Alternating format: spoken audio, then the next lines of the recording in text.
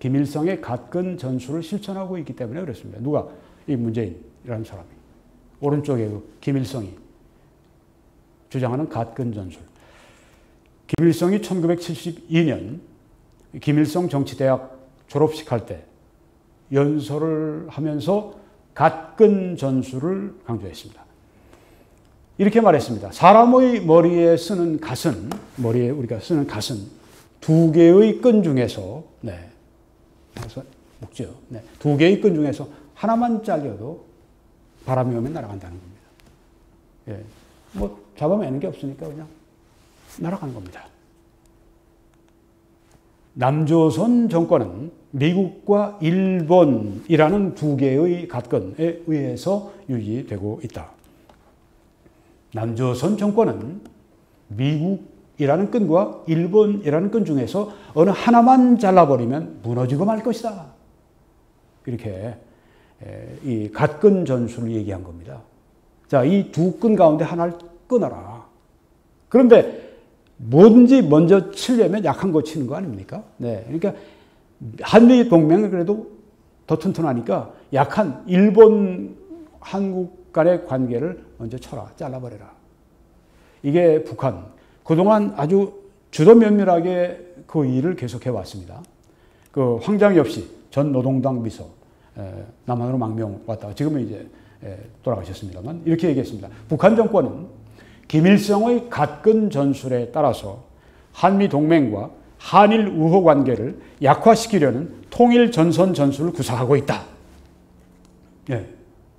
그냥 한일 관계를 끊기 위해 한미 동맹은 나중에 끊고 한일 관계 끊어버리면 그다음 한미 동맹도 하나만 끊어도 소용없으니까 넘어간다는 거죠. 네. 두 개 다 끊으려고 하지 말고 약한 고리를 쳐라. 약한 갓근을 잘라버려라. 바로 그게 한일 관계다. 그걸 노리고 계속 지금까지 쳤는데 지금 이게 거의 이게 끊어져가지고 지금 저 문재인이가 지금 이걸 가지고선 칼로 쓱 긋고 있는 겁니다. 네. 한일 관계를 쓱 긋고 있는 거예요. 이게 누가 하자는 짓입니까?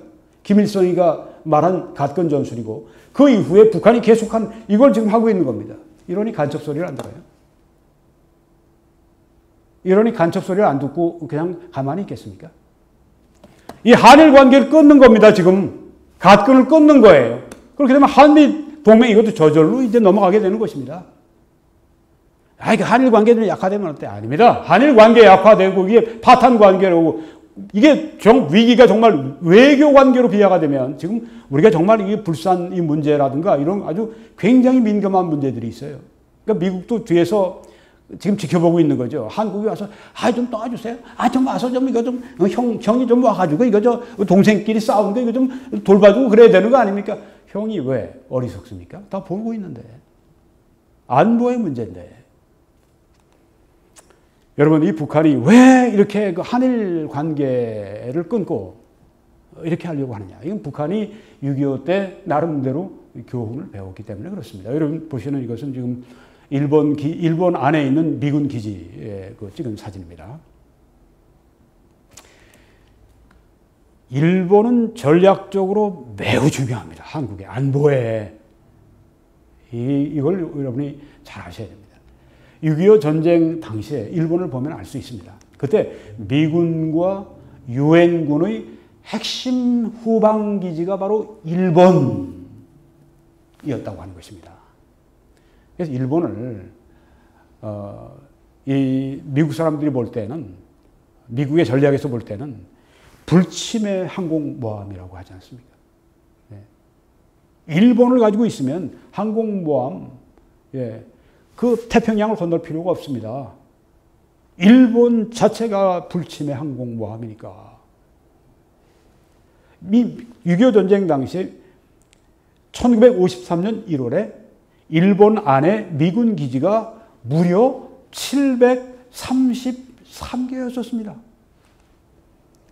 이 주일 미군 기지들은 병사들 그리고 물자를 수송하고 훈련하고 이게 아주 정말 그 중요한 후방기지 역할을 하고 있다는 겁니다. 당시에 미 공군은 6.25 전쟁 당시에 미 공군이 이 일본 주일 미군 기지에서 날아올라서 한반도로 와서 폭격을 하는데 100만여 회를 그렇게 출격을 했는데 그때 와서 폭탄을 무려 70만 톤을 투하를 했다고 합니다. 이게 다 주일 미군 기지에서 발전한 이 비행기들, 폭격기들, 전투기들이 한 일입니다. 이 주일 미군 기지에서 인천 상륙 작전을 위해서 우리 한국군 병사 8천여 명이 바로 이 주일 미군 기지, 그 당시 6.25 전쟁 때 거기서 훈련받았습니다. 그리고 원산 상륙을 위해서 기뢰를 제거하고 또 미군을 수송하고 이런데 일본 사람들이 8천여 명이나 그렇게 동원됐다고 하는 것입니다. 이게 보통 문제가 아닙니다. 이거는 6.25 전쟁에 그 참전을 한 유엔군 16개 국가 중에서 6위에 해당하는 그런 규모라고 하는 것입니다. 일본의 이런 중요한 이런 안보와 관련된 역할은 지금까지 6.25 전쟁 이후부터 지금까지 동일하다고 하는 것입니다. 일본은 6.25 전쟁 그때나 지금이나 지리적으로나 전략적으로나 바로 동일한 그 자리에 있는 것입니다. 6.25 전쟁 때 그렇게 중요했으면 지금도 일본이 우리 안보에 그렇게 중요하다고 하는 것입니다. 한반도 유사시에는 제가 지금 여러분에게 말씀드리는 것은 주간조선에 난 기사를 이번 연초에 난 기사를 제가 말씀드리는 거예요. 그러니까 출처가 분명합니다. 한반도 유사시에 미군 전력이 출동하는 일본에서 미군 전력이 출동하는 유엔군 사령부 후방기지 7곳이 모두 다 주일 미군 기지들입니다. 그러니까 미국에서 볼 때 불침해 항공모함이지만 우리가 볼 때도 불침해 항공모함이에요. 미국과 유엔군 사령부 참여국들은 한반도가 앞으로 전쟁 가운데 들어가면 그 상황에 대비해서 일본의 유엔 사령부 후방기지를 거기 유지하면서 병력과 장비를 거기에 배치해 두고 있습니다. 미국, 일본 그리고 우리 연합국들은 한국의 전쟁이 일어나면 이렇게 대비하고 준비하고 있는데 여기에 지금 우리 한국민이 어떻습니까? 기가 막히지 않겠습니까? 이 사람들이 보면 부글부글 끓고 있습니다. 지금 너희들 그런 식으로 너희들 나라 안전을 그렇게 소홀하게 생각해, 우습게 생각해? 너희들 위해서 우리가 왜 피를 흘려? 안 가! 그러볼 나라가 많죠. 정신 차려야 됩니다. 내가 나를 위해서 안 싸우겠다는데 누가 나를 위해 싸워줍니까? 정신 나갔죠. 국제사회가 정신 나갔습니까? 이 7곳에, 일본에 있는 7곳에 있는 병력과 군수 물자들을 한국으로 이동하려면 한국으로 이제 와야 되지 않겠습니까? 전쟁이 나면. 미군 단독으로 안 된다고 하는 것입니다. 이 현해탈을 건너거나 이 동해 쪽으로 이렇게 오게 될 때 이건 미군이 그 물자 수송 병력들 데리고 올 때 그때는 일본 해상자위대, 일본 해군이 그 지원을 받아야 올 수 있다고 하는 것입니다. 그리고 미국이 항모전단의 호송 전력이 부족하다고 하는 것입니다. 충분치가 못해요. 그래서 일본의 이지스함 등의 지원을 받아야 제대로 작전을 수행할 수 있다고 하는 것입니다. 미국 항모전단만 떠서 되는 게 아니라고 하는 겁니다. 또 북한 잠수함들이 한반도에서 전쟁이 일어나면 한국으로 이제 일본에서 한국으로 수송되는 그 유엔군, 미군 이 병력과 물자들을 이제는 중간에서 격침시키고 막아버리기 위해서 일본의 이 근해로 출동할 것이 분명하지 않습니까? 그 북한의 잠수함들 지금 그렇게 준비하고 있지 않습니까? 이때 필요한 게 일본 해상자위대 잠수함이 북한 잠수함들과 싸우는 겁니다. 그래서 수송선을 보호하는 것입니다. 일본에서 한국으로 오는 병력과 이 물자들을 이런 그 탄약들을 올 때 보호하는 것입니다. 그러니까 잠수함 대 잠수함으로 북한 잠수함을 막는 게 일본 잠수함들이고 일본 해상자위대고 일본 해상자위대는 막강한 대잠 능력을 보유하고 있습니다. 북한의 잠수함이 있다고 해도 일본의 잠수함과 비교할 수 있겠습니까? 전쟁이 나면 일본의 이런 모든 이런 자원을 해상자위대를 우리가 운영할 수 있고 우리 편으로 만들어서 우리가 쓸 수 있고 바로 이런 것을 지금 문재인이가 이 각도를 지금 쓱쓱 끌어서 끊어주면서 빙글빙글 징그럽게 웃으면서 이렇게 한다고 뭐가 문제가 돼? 너희들 한번 해봐 일본. 이게 어리석은 짓 정도 아니야 미친 짓이 아니면 무엇입니까 이게? 이게 지금 대통령이 할 일입니까? 이게 간첩이나 할 수 있는 일이죠.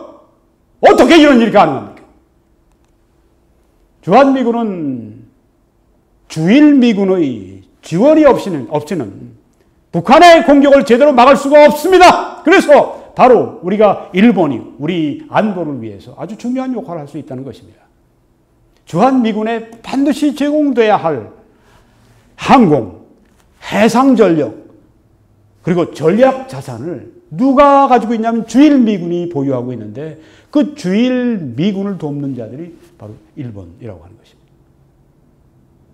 이런 우리의 후방기지를 그냥 아주 다 무너뜨려요? 이 정신 나갔죠, 이게. 이 김일성이 가끔 전략을 지금 아주 충실하게 수행하고 있는 거 아닙니까? 누가? 문재인 당신이! 일본은 전략적으로 한국의 안보에 매우 중요한 국가입니다. 이런 걸 마음대로 그냥 끊어버려? 문재인이가 빨리 망하는 것이 대한민국이 살아나는 길입니다. 빨리 퇴진시켜야 합니다. 하루빨리 퇴진시켜야 합니다. 네, 김일성의 가끔 전술에 충실한 실천자의 문재인. 그래서 반일에 문재인의 이 불의한 이적적인 이런 반일 운동에 절대 가담해서는 안 된다고 하는 것입니다. 일본은 전략적으로 한국의 안보에 아주 중요한 국가입니다. 그런데 문재인 이 좌빨 정부는 이런 일본과의 관계를 파괴하고 있습니다. 이것은 김일성의 가끔 전술을 실천하는 이적행위입니다. 그런데 어찌해서 보수파라고 하는 자유한국당이 좌빨들과 함께 반일 선동 이적질합니까? 일제와 자유민주주의 일본은 근본적으로 다릅니다.